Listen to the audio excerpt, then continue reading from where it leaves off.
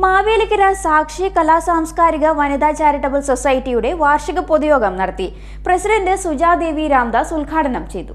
മാവേലിക്കര സാക്ഷി കലാ സാംസ്കാരിക വനിതാ ചാരിറ്റബിൾ സൊസൈറ്റിയുടെ വാർഷിക പൊതുയോഗം പ്രസിഡന്റ് സുജാദേവി രാംദാസ് ഉദ്ഘാടനം ചെയ്തു.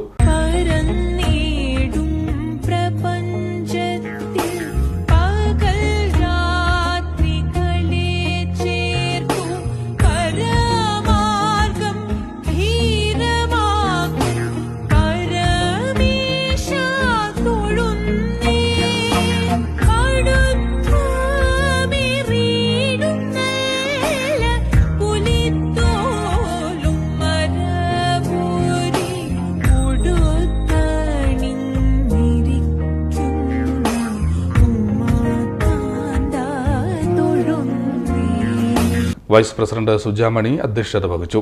സെക്രട്ടറി സതീഷ് ചന്ദ്രൻ, ട്രഷറർ രാജലക്ഷ്മി, മീനാകുമാരി, ഭാനുമതി, അംബിക എന്നിവർ സംസാരിച്ചു.